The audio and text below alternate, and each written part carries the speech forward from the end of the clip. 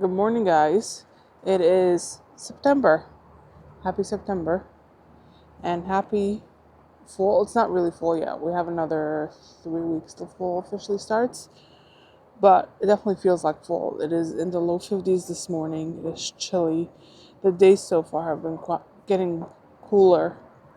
And it doesn't feel like summer anymore. So, and the garden, I can see it in the garden that the season is starting to come to an end. So in today's garden tour, I'm not going to give you a full garden tour. We're going to show you some highlights and some things that are doing good for this time of year or the things that are still producing. So, as you can see over back here, this is my loofah arch. Now this has not produced not even one loofah for me, but it does bring me joy because I'll show you the other, like from the other angle, what it looks like, and it's just beautiful. It's everything that I envisioned for my archways when I had the idea to create these arches.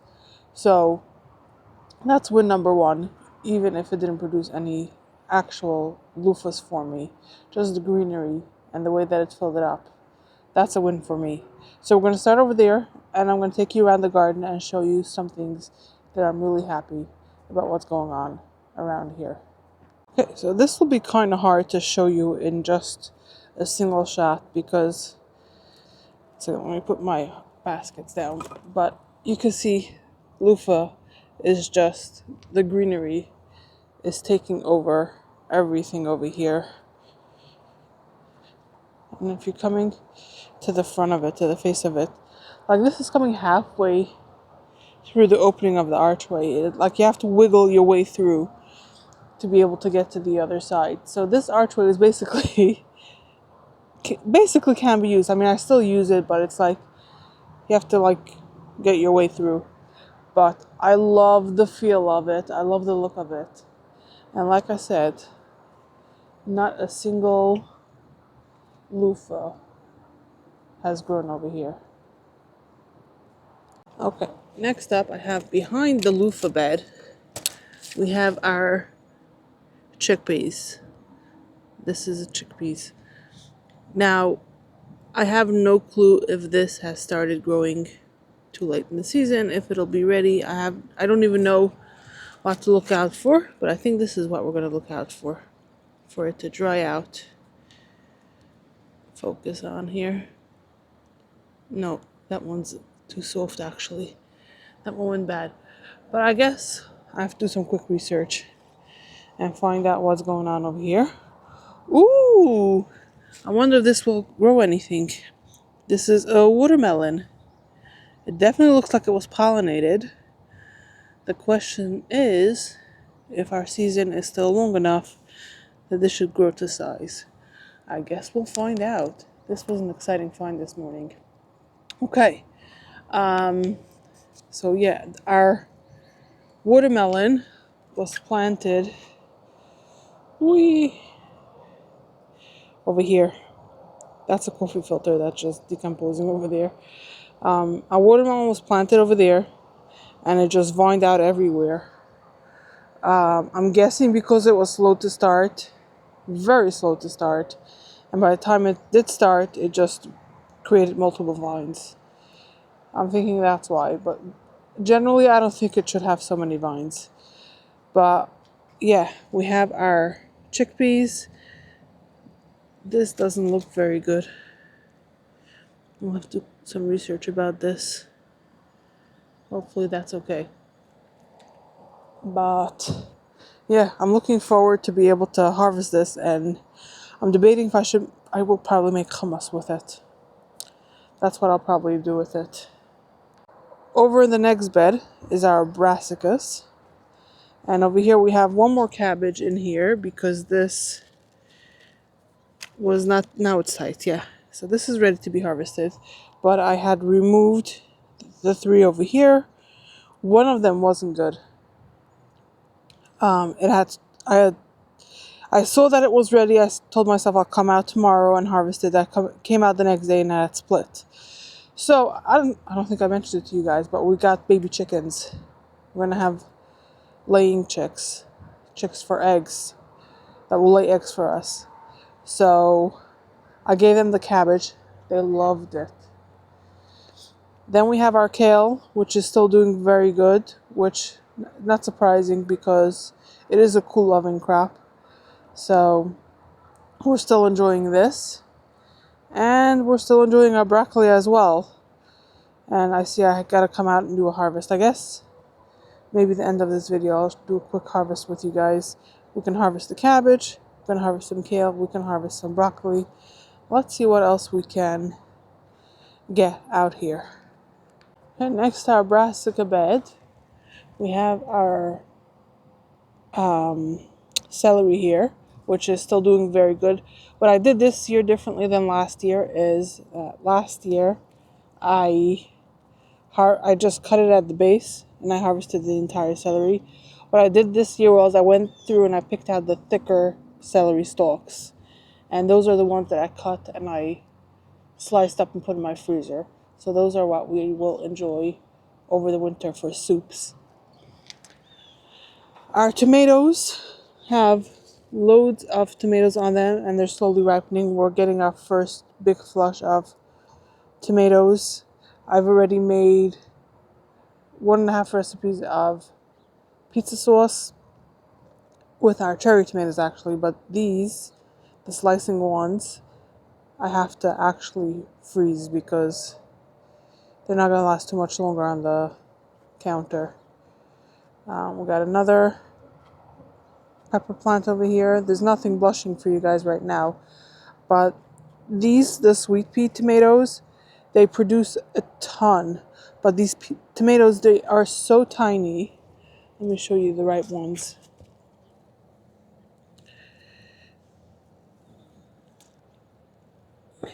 Can you see compared to my hand? Let me see. Can you see how tiny it is? It is such a pain to harvest that my husband was like, I hope you don't plant this next year. I was like, I think I won't. Not I think. I know I won't because it's just very hard. And because we're not the type of people that just munch on it while we're in the garden, not tomatoes at least, then it is not really something that I would grow again. I would rather grow bigger tomatoes, which I'll show you in the next bed, because those are easy to pick. Those are what I use for my pizza sauce, and they're delicious. And over here we've got some more celery. And yeah, definitely I gotta come out and do another harvest on these. In front of that bed we have more tomatoes. Over here we had our onions and carrots, which I have long harvested. Has it been a long time? I'm not sure.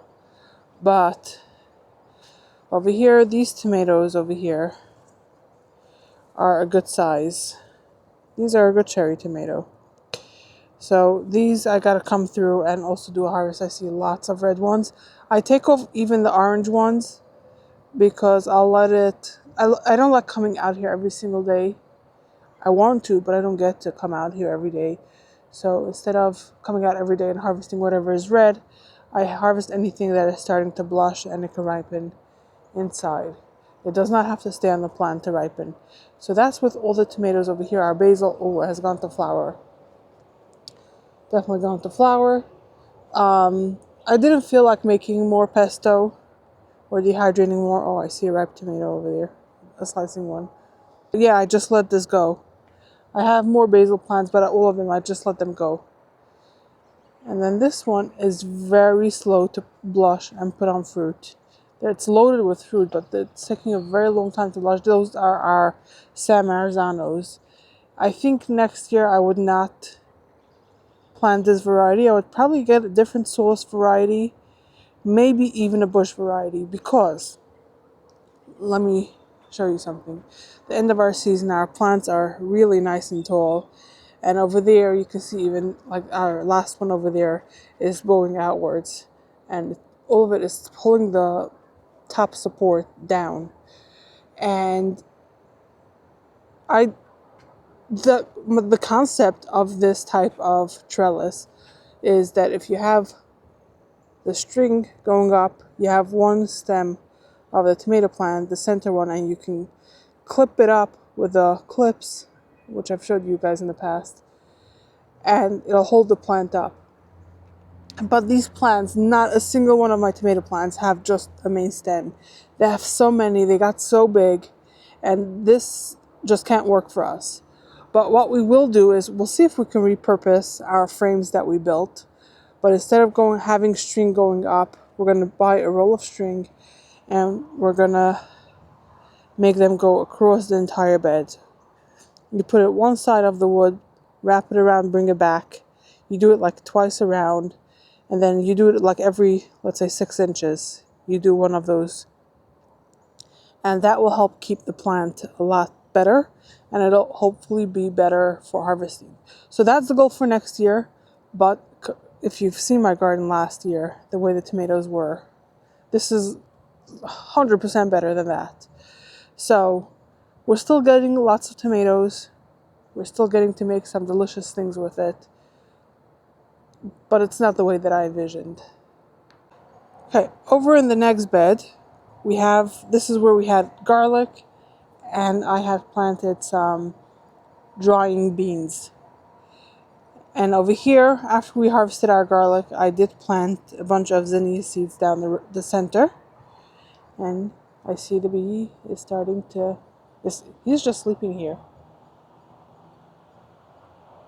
And they just started flowering. I was out here 2 days ago, 3 days ago. And they were all like looking like this, budding, but they didn't flower yet. So this is exciting. Back there is cilantro, which I didn't get to harvest a lot. I did harvest one little bit, and I dehydrated it because it went to flower so fast. Because you'll see a couple videos from now, we had gone on a road trip, and that's when we were away for 9 days, and that's when these were ready to be harvested.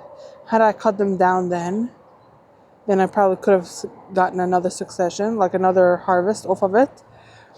But because we were away, it just went to flower. It wasn't harvested, it went to flower. So I figured the pollinators like this, I'm going to leave it here. That's okay.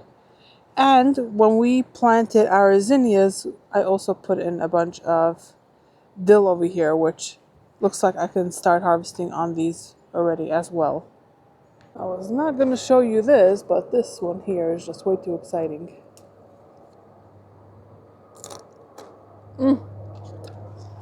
Wow. It feels kind of stringy already. So this here is our green bean arch, which is pretty much done. I'm still putting on a few green beans I see, but not the abundance that we got. I got to put away probably 8 or 10 1-pound bags of green beans to be able to enjoy over the winter. Okay, so in our first row over here we have more basil, which again I had let flower. Yeah, so these are flowering already as well. We have quite a few plants right over here. We have our super tall sunflowers over here that I don't think the flower is actually open yet. These I had planted to roast the seeds in the head, but I wonder if we'll even still be able to do that because it's kind of late in the season and they didn't really flower yet. Now we're in our sunflower pepper bed. So we do have a couple of ghost peppers over here waiting for them to ripen. And I'm going to go through all of our pepper plants and show you what is going on, which ones are producing or still producing. In this bed we also have eggplant, and this is the only one that has actually produced fruit so far, and this is our second eggplant. So not a successful eggplant year this year, but I'm happy to get whatever we get. Now let's go back to the peppers.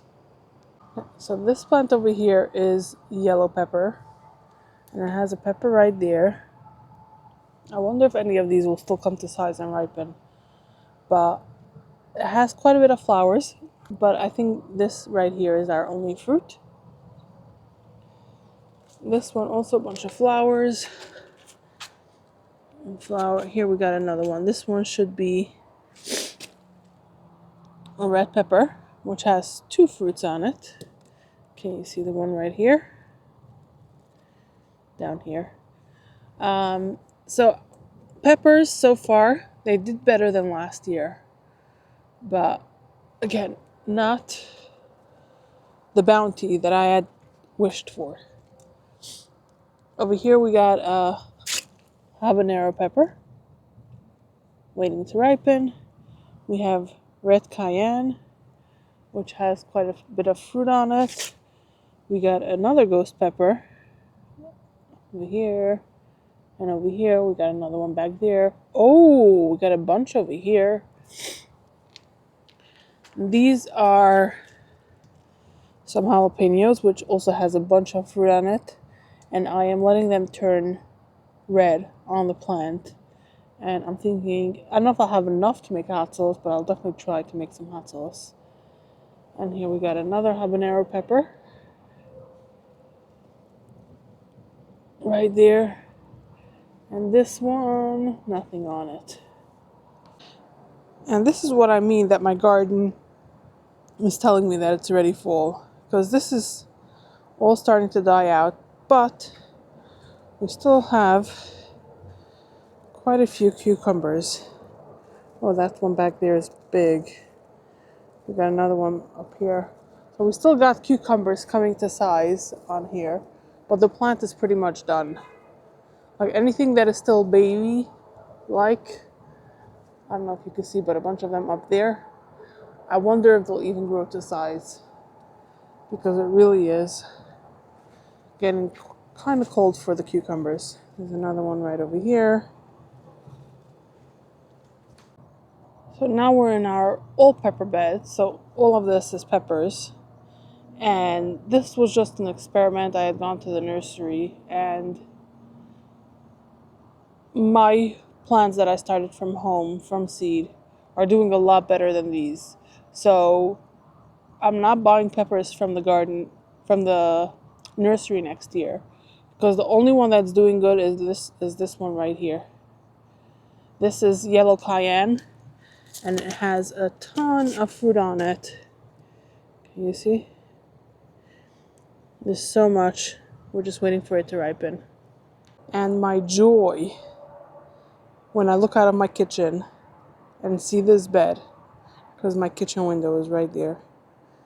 When I see this bed, oh, I love this. So this is our flower bed. Our baby's breath is doing a lot better than I expected. And we're getting quite a bit off of it. I'm loving it. It's a great filler. We got our zinnias over here that are beautiful. They keep on producing more and more and more. And just taking over the entire bed. And in fact, it choked out our asters right here.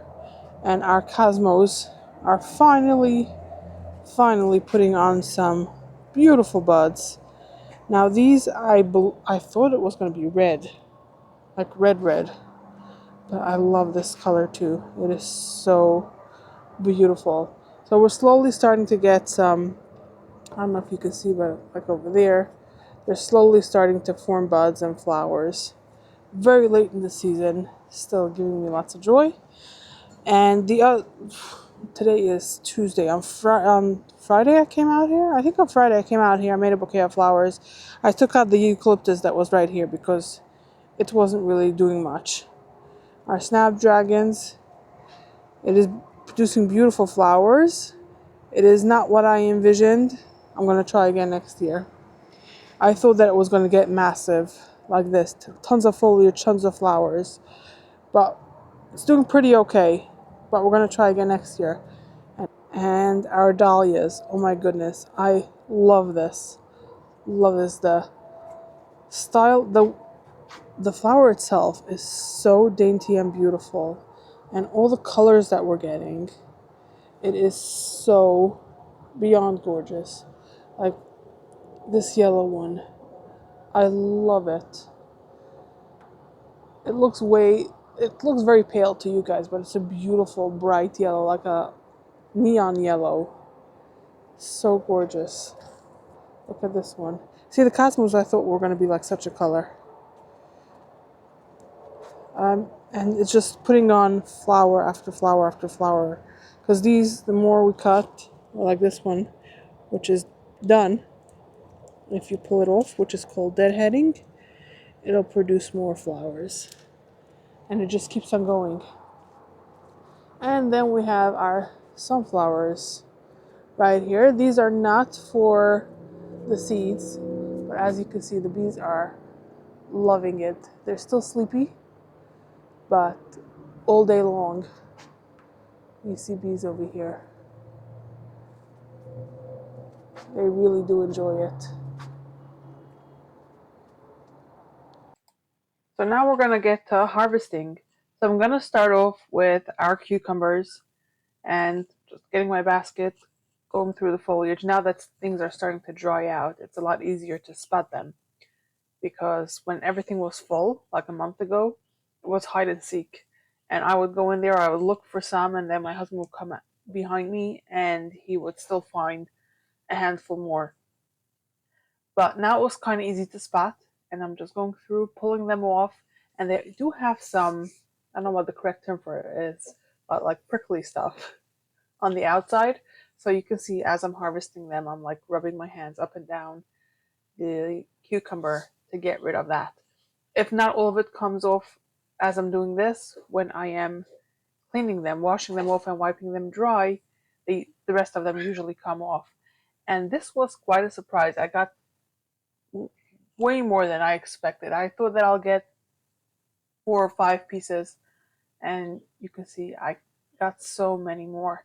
And there's still quite a few on there on the plant that are baby size. Um, and I guess I'll just leave the plant here over the next few weeks and see if those come to size. Or if the plant just dries out, then I'll remove the entire plant. And you'll see in a moment that I bring my ladder over.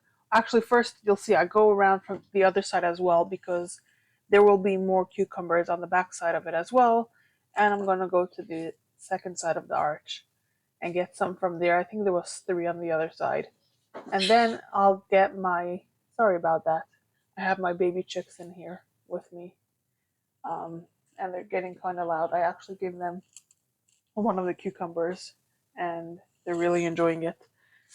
Um, so one of the cucumbers I saw kind of high up, so I'm going to bring over my ladder and I'm going to harvest that. And my ladder has become like a permanent piece of furniture in the garden. It goes between this arch and the green bean arch, and it makes the harvesting so much easier.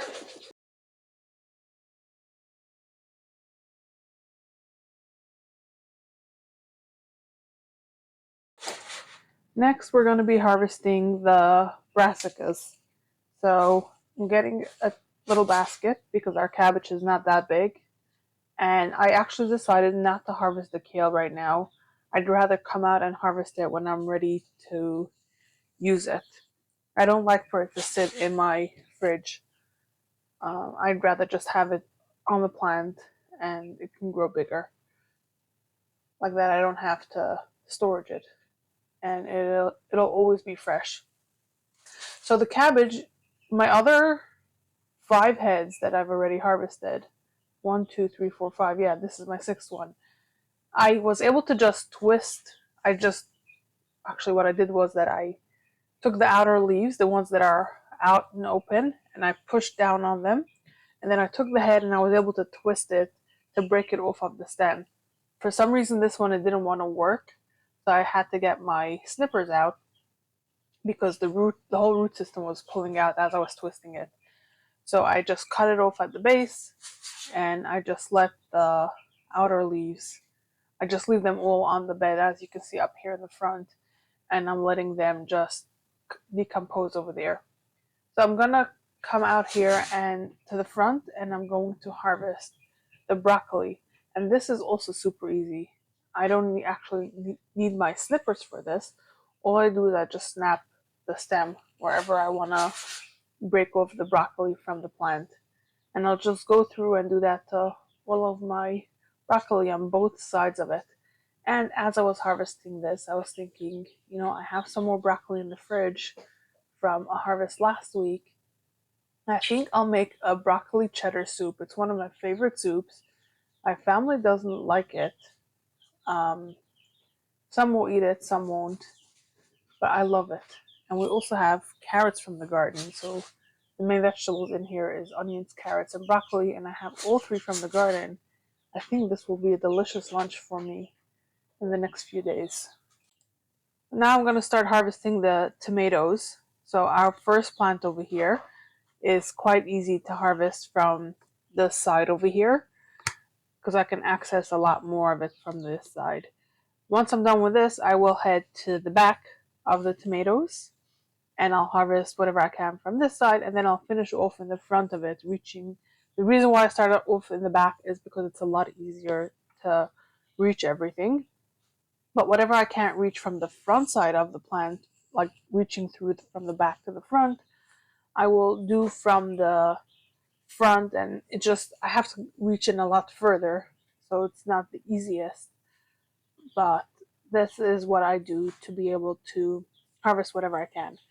Now, I started saying before that for the sauce tomatoes, I would maybe plant some bush varieties next year. The reason for that being is because I want to be able to preserve. I want to can up some tomato sauce and some crushed tomatoes and a bunch of different tomato products.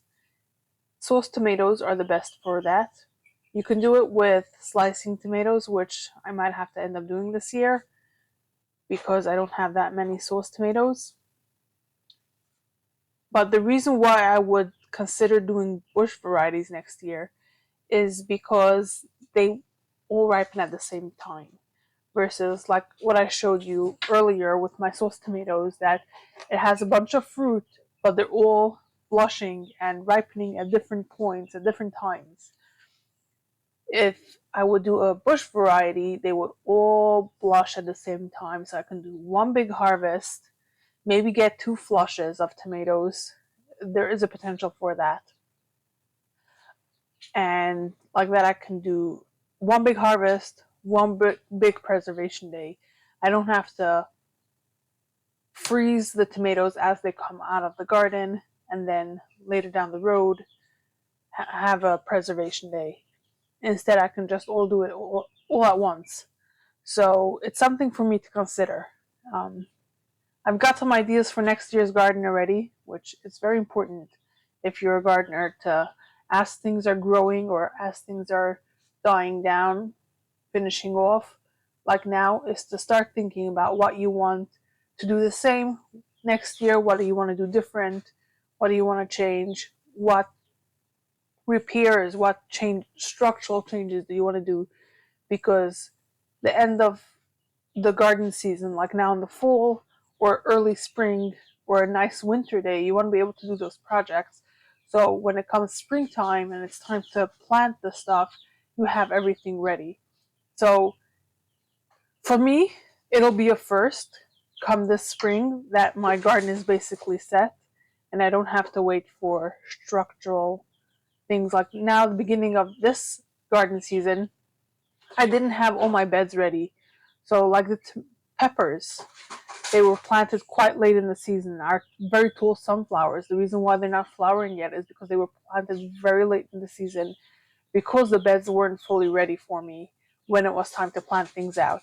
So my next year's garden will hopefully be quite a bit different than this year because things will be able to be planted out in the right time, so I can potentially get bigger harvests and more harvests out of my garden beds. And I know that I have to add more nutrients to my soil.